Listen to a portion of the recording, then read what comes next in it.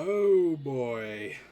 So, this has been a little bit of a project I've been having in mind for a little bit since when I had first started the channel of NRE The WrestleVerse. I had also wanted to cover a bunch of news topics and cover a whole bunch of other stuff that was going on in the wrestling world besides wrestling matches and shows. Naturally, the news stuff did happen a few times, but really it's more or less just more about talking wrestling matches and all that. But I did want to get back into covering the news side of wrestling because ever since I had disbanded it from my Neo-Reality Collective pop culture series, I needed an outlet to talk about the news stuff going on in wrestling, and the fact that I had to compress the time on the pop culture side of things, and the fact that, the episodes got way longer when wrestling was involved because I had lots of stuff to say about wrestling. But, wrestling. Possibly the most divisive form of things on social media, and possibly that politics is crazy, we all agree to that, but when it comes to wrestling, oh god, these people can be seriously chaotic. It's honestly quite amazing how chaotic it can get. In fact, I'm convinced that we are in the worst timeline possible when it comes to wrestling since, okay, let me be clear when I say this. Wrestling is in a much healthier state now in a long time with AEW around, with all these other companies, and not just WWE having a de facto monopoly on the industry. In my humble opinion, it's in a very much better state than it was 20 years ago after WCW and ECW went out of business. And people will go ahead and say that, wrestling doesn't have the same amount of viewership anymore. I've had this talk with people, and they bring up, we're streaming platforms. Wrestling could still be healthy. It may not be as massive as it was in the 90s when the Monday Night Wars was a thing, but it's easy to say that. But we also get to say, we have streaming platforms, DVR more than ever, access to those services, and the internet may also have a hindrance to that. Both as a positive and a hindrance. So, yeah, there's a lot of stuff to cover when it comes to wrestling. And I've had people who go ahead and make the argument that they've been using an outdated metric system, aka the Nelson rating system, and, not using more modern data. So, take of that what you will. But we're not here to talk about the metric data nonsense that is the wrestling industry that wants to burn itself alive every time when that happens. No. We're talking about something else. We're going to be talking about the CM Punk stuff that's been going on. AEW CM Punk. Now, this has been something that's been brewing for a long while, and very, very much so.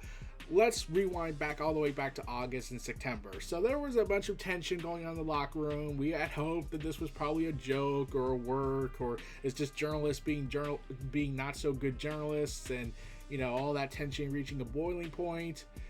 And then we had the infamous Brawl out that cut me off from wrestling for a little bit because I couldn't stand it. There was investigations. There was all this tension was boiling over to the surface in the locker room of AEW. The Elite got suspended. Punk got suspended. Ace Steel got fired for clocking the Young Bucks with a chair and biting Kenny Omega's arm after a dog got hurt and he went to rescue it. We had multiple stuff going on. So, yeah. All that happened. The situation has so far not been resolved, but the reason why why I'm talking about it now after all this time is because recently things have been happening that looks like Punk may in fact be returning, even after what happened after Brawl out. So, yeah. Let's go all the way to February, when Kenny Omega was asked about the Brawl and everything that went on with that. Kenny Omega went ahead and was on Renee Parquette's Oral Sessions, then renamed to The Sessions with Renee Parquette, because probably the Acclaim kind of wrecked the oral sessions comment when they had the trying to hit me up for some oral sessions. Whoa! What? She just wants to be on the podcast. And then Jon Moxley clocked his head in. Oh, Anthony, you were blamed for someone else's doings. Kenny Omega commented saying this. It's a shame the general public aren't ever going to know what went down and how it could have been prevented, how it could have ended differently. That's how things go in a big business operation. Well, actually, it could have been prevented had Tony Khan, done his job and, told people this wasn't the case with Colt Cabana and all that tension going on, and it wasn't the elite that spread those lies and rumors. Even Dave Meltzer came out and admitted, yeah, I knew the whole time that it wasn't the Young Bucks or Kenny Omega, it wasn't the elite that was spreading the stuff about Colt Cabana. It was a bunch of people who were just ranting and raving about Punk because, oh, ZOMG, if we keep screaming it so long, then we'll make it real. And Punk didn't get the know-how, and Dave Meltzer and Tony Khan basically had to bear the burden of the fact that they could have stopped this, you bastards, while they twirl away at the mustaches. Okay, I know they don't have mustaches, but still, I just need to do the evil politician gag. So yeah, they go ahead and mention, Kenny continued saying, I don't think anyone is happy or proud that it happened or anything like that. I think across the board, everyone thinks it was a terrible situation that was unnecessary. And saying, yeah, I really do feel the atmosphere is cleared up. There was a time where, and I can understand the confusion, it's sort of like, hey, we know this thing happened, we heard this thing happened, it's all over the dirt sheets, why don't we know what happened? And we've gone and we're kind of sworn to secrecy, we can't say anything legally, so that was the poopy part of what it was like, well, why don't anyone else tell us what's happening, and then you're forced to form your own opinions, because Malachi Black definitely did not have to go through that kind of issue when people were making up statements of, oh, well, clearly he wants to go back to WWE, and clearly he wants to do this, and this, and this, and this, and this, when really he just wanted a mental health break. And he had to go on post to talk about that. What's important was that no one was seriously injured or urging for that, and I'm so thankful for that. We've moved on with life. I'm completely fine. It doesn't dictate what I do, what I say. I'm sure the Bucks are on the same boat. I can't speak to the other parties. Hopefully they are doing well, and I mean that. So Kenny Omega has clearly mellowed out. The Bucks, while he can claim that, and he is buddies with them, so there is a possibility that he's being honest. Yeah, considering what came out later, it does look like there might be problems still. But at least Kenny Omega has mellowed out a lot from what happened that day. That gave me hope that there was going to be a return. And then we had this other going ahead and talk about oh, CM Punk screwed Hangman out of the title, and that it was Punk was never going to put Hangman over, and therefore it was sabotage. Hangman was sabotaged and pressured Tony Khan into it. And then Dave Meltzer, knowing if he does not do anything this time is going to lead to another fiasco, had to come out and confirm that is not true. Khan had always planned to put the belt on Punk at the event, with the AEW owner reportedly having made the decision months before the show. AKA, we are focusing on long-term storytelling, and we have an endgame for this. Then Brawl had happened and we had to cancel the endgame. Damn it. So, yeah. Punk then got a tricep injury during All Out, and then then the Brawl had happened, and that probably made it worse, and he got surgery, and he's been in recovery mode ever since.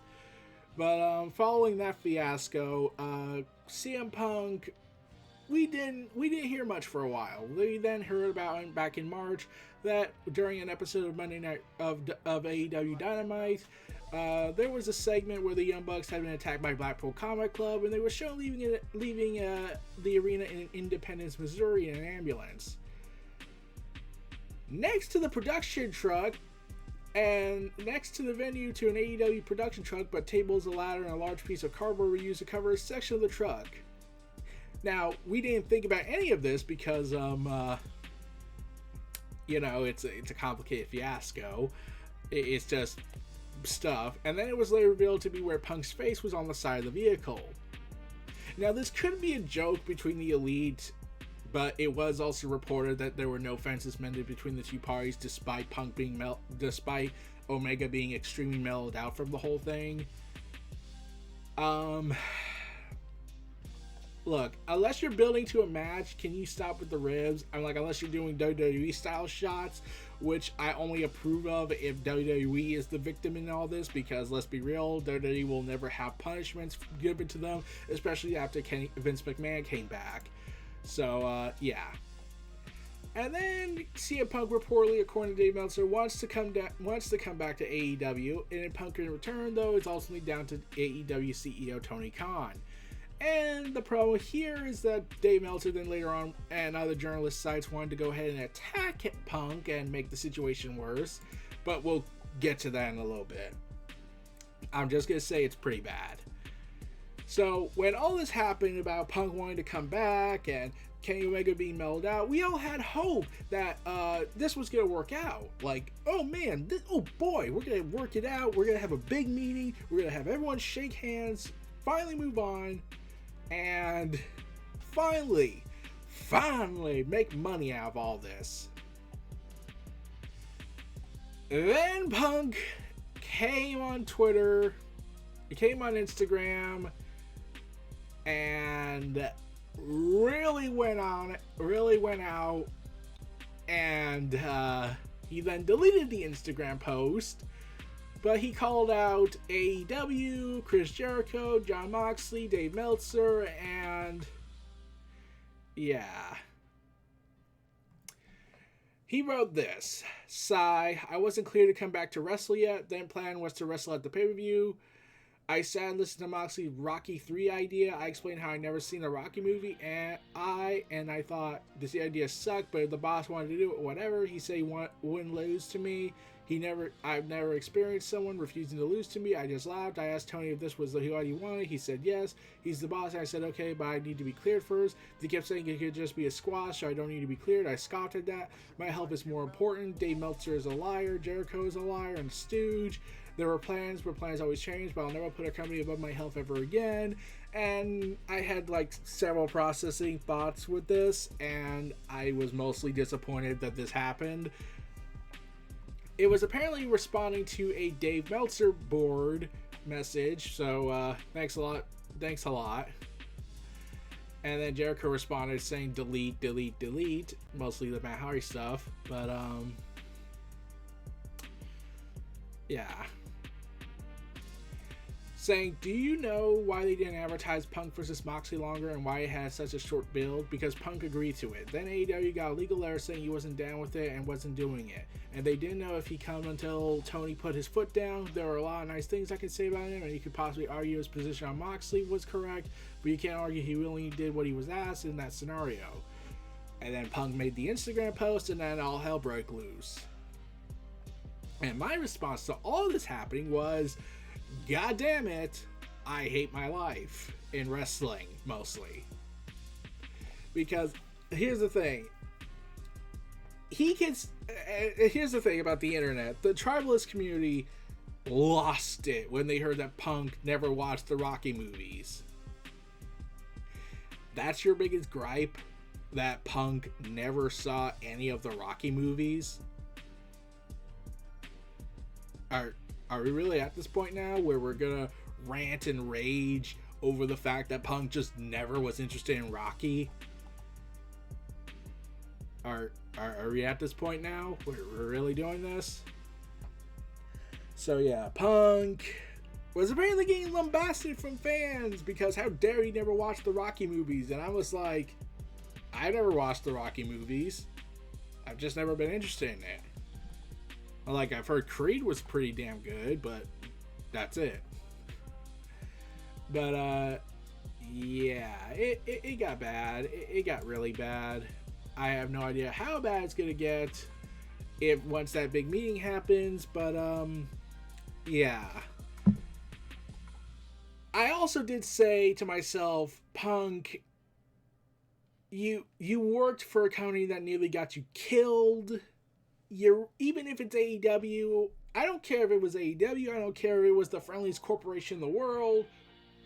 Why would you put your health below your own, below the company. Like, no, what you could have, look, I get if you felt like you had no choice, and considering Tony Khan was all for it, but he could have talked to Mox and everyone else and worked it out and be like, look, I'm still hurt. I'll come back and do some stuff, but we got to do this for the pay-per-view, especially since it's only like about 2 to 3 weeks left. We won't have enough time to just build a rematch right at then and there, and we don't do rematch clauses unless we capitulate the champion to do it. How about we just not do this match and wait till I get more healthier? Because even Shawn Michaels did that, and he fought Stone Cold Steve Austin, so I feel like we could have done that and move on with our lives. So yeah, that's not what happened, sadly. But then when the poster was made, according to Fightful Select, have reported that sources within AEW lost confidence that Punk would be returning. Add to that post, this comes after those close to Punk believed he was open to returning, mostly Dax Hardwood, and maybe even wanted to in the recent weeks. One person claimed that Punk was willing to apologize for his comments during the post-all-out media scrum, but Fightful didn't know there was a lot of context absence from that claim, specifically to whom or whether it be publicly or privately. Several did say that Punk had expressed some form of regret over the media scrum in general. So, yeah, he and Tony Khan had spoken, had a couple of meetings, and a meeting was planned for mid-February, which was delayed due to Jerry Jarrett's funeral, rest in peace. And, yeah, this got bad all around. It was just getting bad and worse, and I'm just that guy that's sitting in the back that's like, can we please just work this out, man? Just get a big meeting ready.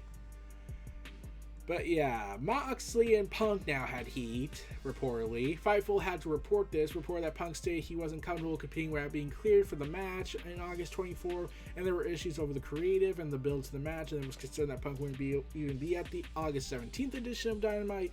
Punk also floated the idea of being paid extra for a wrestling match, and special travel arrangements were made for him ahead of the 24th class. John Moxley and Punk have appeared to have heat based on those that Moxley has spoken to after Brawl Out. Moxley, Chris Jericho, and Bryan Danielson led the locker room meeting after Brawl Out. People within believed that if it came down to Moxley or Punk, AEW would choose Moxley. Considering Moxley came out and said that, yes, I was not under contract and I could have gone and went to WWE with the world title, but yeah. Furthermore, Punk is very aware of having heat in AEW and that talent could walk out if he returns. Some of the heat on Punk has died down according to Fightful, but there is plenty that still remain. So, yeah. So, we had learned something quite interesting about the issue that happened at Brawl Out, and one of the big details that came out from Fightful Select had revealed something new about Punk and Kenny Omega. So, it was stated in the report that previous rumors that Punk and Omega talked a few days after the Brawl Out were untrue. They instead spoke directly after the Brawl Out. And this is what was reported. Punk and Kenny Omega did have a brief conversation after the Brawl Out in the immediate phones following. Punk was said to have told Omega that the issue wasn't with him, and that those nearby said the two were going to continue talking, but it was still being dealt with at that point. And then Punk went ahead, and Kenny Omega was reportedly very composed for the situation. I mean, like, when I heard that, I was like, yeah, I'd be composed too if I just got bit in the arm for rescuing a dog. My best friend just got clocked in the head by a steel chair. I'm very restrained and composed, right? Yeah, seriously, like, I had a hard time believing, like, Kenny, I know you're Kenny Omega and you can be having your weird moments, but why are you composed about this? I'm trying to wonder how you freaking composed, because I want to know what you're having. And considering today is the 420th, we can probably make that argument.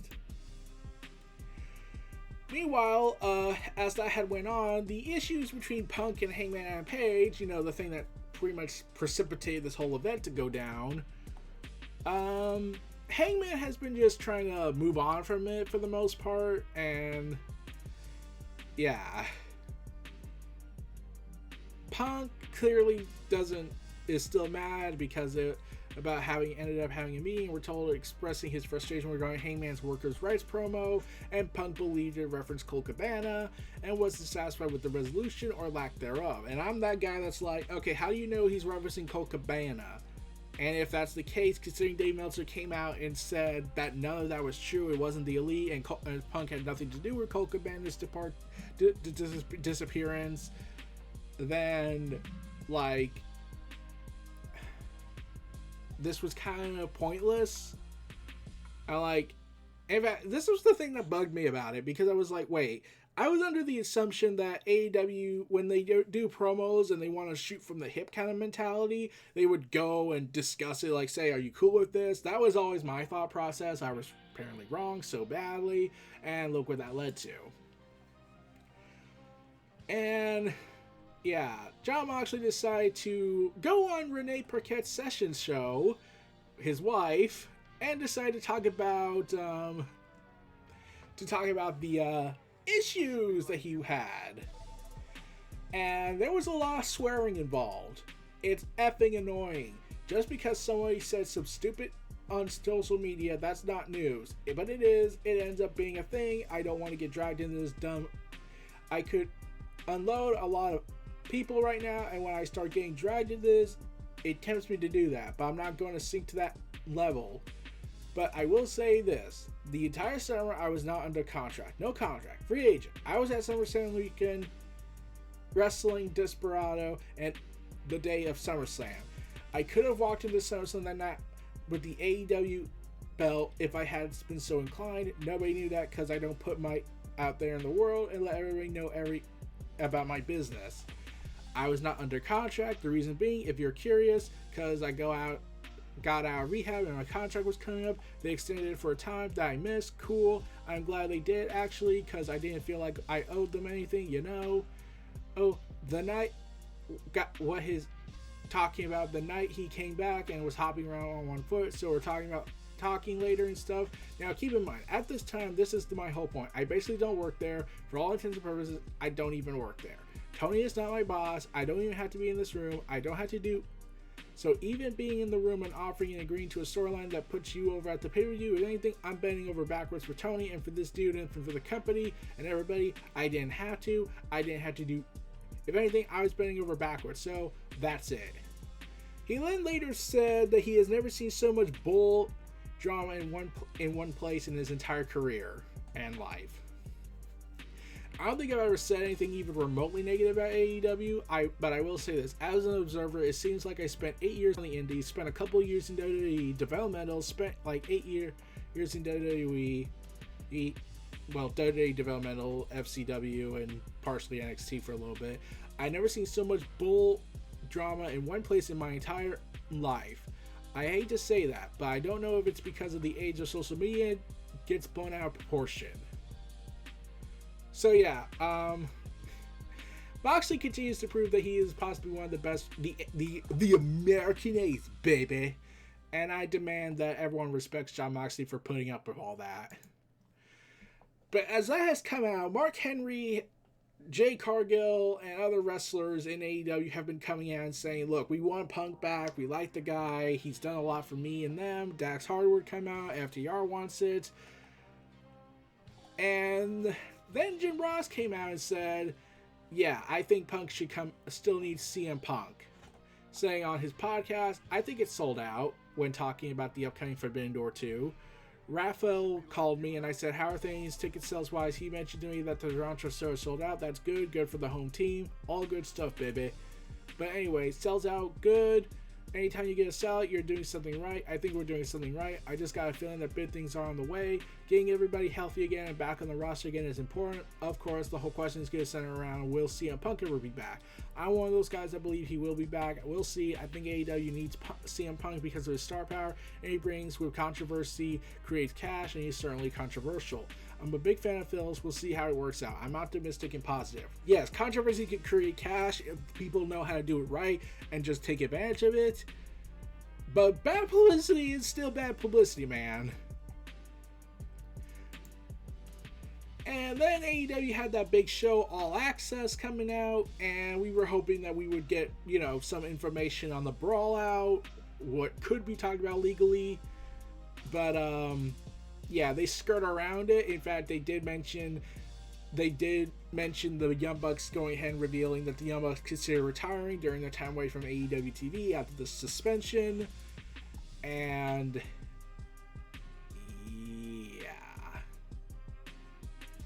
that was a bad 2 months for the Bucks. But yeah, that just like the Young Bucks considering leaving in full force. It was kind of a big deal when you have your EVPs, albeit problematically wise, considering that when this whole thing happened, I was almost done watching wrestling for a while because Clash of the Castle happened. That happened, and it was just bad all around in terms of how the fans reacted to it, mostly the tribalists.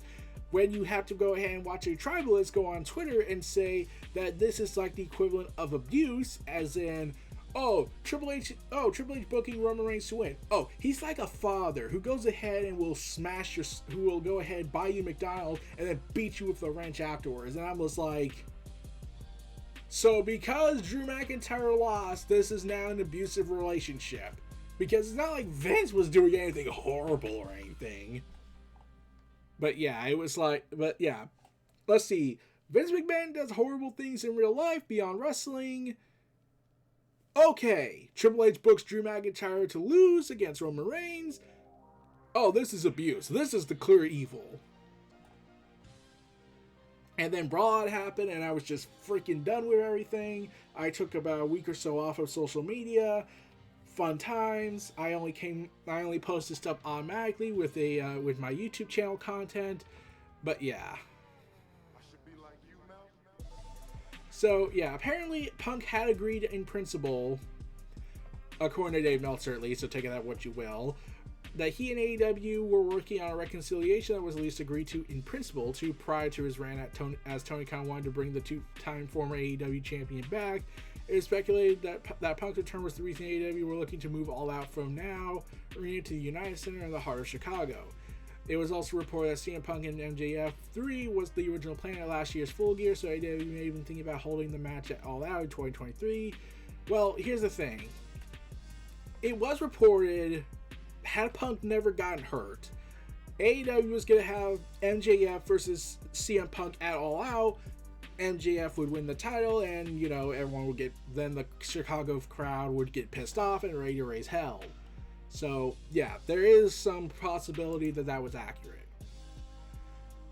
And Dax Hardwood wants Punk back, and he's trying to be optimistic, and yeah, he's been advocating for months that believing that he needs to end his storybook career on a good note, and he wants to do that whole CMFTR versus the Elite storyline because that's the money match. Chris Jericho, who has had a history with Punk in recent months, came out and said, "I'm not on Punk's Christmas card list, but I wasn't on Scott Hall's Christmas card list, and I wasn't on Eric Bischoff's Christmas card list. You don't have to be best friends to coexist. To me, that's not really my wheelhouse. I'm not in charge of that. I'm sure there will be some answers to that pretty quickly. I would assume either way, but to us, AEW is going to thrive and survive with or without him." Yeah, this was happening after it was reported that Punk was called a cancer by Chris Jericho, and yeah, it's been a thing. Then All In at Wembley Stadium was announced, and people are now hoping that Punk returns for that because All In kind of was his lasting legacy from the pipe bomb promo for some people. However, it was reported even after after what happened, Punk reportedly told AEW that he wants to return to the promotion, and he has laid out numerous scenarios for a potential comeback. Among the scenarios, according to Fightful Select, is a willingness to work with Kenny Omega and the Young Bucks, but any potential programming with the Elite appears to be unlikely, with Fightful noting Omega and the Bucks weren't keen on the storyline, at least as a few months ago. Punk also stated he's willing to be completely separate from the Elite and is open to working elsewhere. If that means Ring of Honor or another promotion altogether is unknown. Some talent believe that the heavily rumored third AEW show that will air on Saturday nights could be utilized to keep Punk separate from the Elite, but AEW higher-ups have not confirmed this. Look, here's the thing. If you're going to have Punk come back, you need... I want Tony Khan to finally put his foot down. He has to channel... and I can't believe I'm going to fucking say this. He needs to channel a bit of that ruthless aggression Vince always likes to brag about he has. I mean, like, I'm talking about utilizing ruthless aggression, not be a massive asshole to people just because I can do that and I'm a god-complexing person. No. Let's not have Tony Khan act like that. But he needs to put his foot down like he put his foot down with Kenny Omega, like he put his foot down with Warner Bros. Discovery over the Briscoe nonsense after the death happened, and Kenny Omega when he was like, I can still wrestle. I know I'm having multiple injuries. I have vertigo. I am bleeding in the internally. I have broken knees. But I can still wrestle. Just let me wrestle Vikingo at the show. Oh, no, Kenny. Look, you're going to drop the title to Hangman, and you're going home. So you're saying I can still work behind the scenes. Got it. I'll get my surgery, recover, and then I'll be back first. But I hope to be back by February. Kenny! You cannot be back by February. If Mick Foley has more of a case than you to come back to wrestle when he had lost his fucking ear, and that's saying a lot, I'm pretty certain the amount of injuries you have all the way back from New Japan when you were still working there completely, I think we can make the argument you need to stay home. But the patient, man. No. Yeah. So, yeah. Kenny Omega's still insane, I know that. However, word broke out that CM Punk wanted to return, and a new report came out that plans are in motion by Fightful Select to bring the former two-time champion back.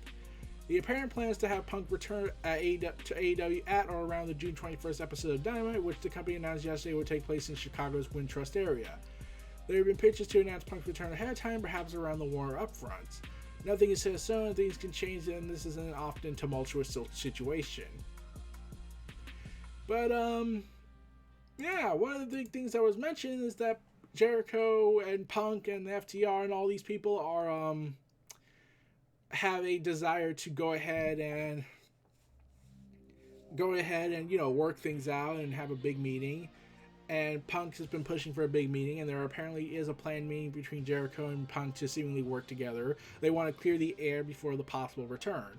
Chris Jericho might not be particularly keen on that because after a fan account tweeted Jericho asking if he's always been willing to work with everyone and do what's best for business, alongside a photo of Punk and Jericho together on commentary, Jericho simply replied, "Not everyone." So, yeah.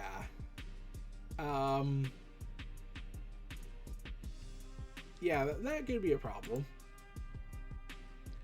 But one of the big plans to have this is that Punk's return is largely expected, but the issues within the locker room have not been settled at all. AEW's plans for Punk will ultimately roll around the rumored third AEW show, with the working idea being the two-time AEW World Champion will be the star of that series. AEW will largely split the roster when the new show premieres to avoid the locker room problems that are not just revolving around Punk, but you got Thunder Rosa and Britt Baker, you got all this other drama that was going on, you have Andrade El Idolo and Sammy Guevara. And yeah, so yeah, a lot of stuff needs to be worked out on.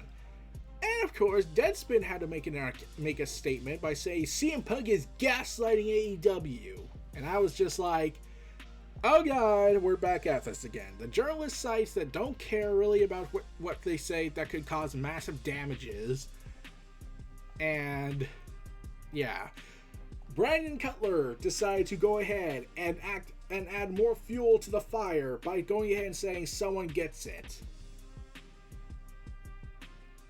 Of course.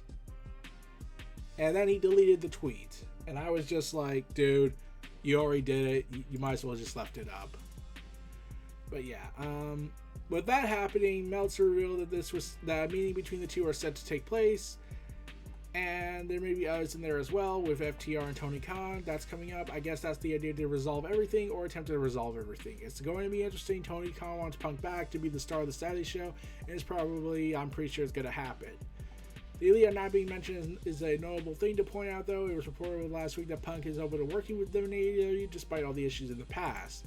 I mean, like, look, if you can have Bret Hart and Shawn Michaels work together, even when WWE was actively using it, even with all the miscommunication and backstage issues between the two, granted, Survivor Series was the tipping point, but they at least were at least Bret Hart was willing to work things out, albeit on his terms. That's still a problem.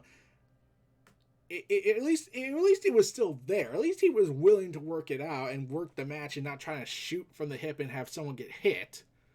But yeah, and also, should we mention all the other wrestling politics that happened? Like, the worst one probably is, ones where stabbings took place, because, that era where Taker would say, "That's when men were men.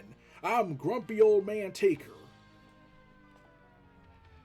So that meeting has yet to take place as of April 18th.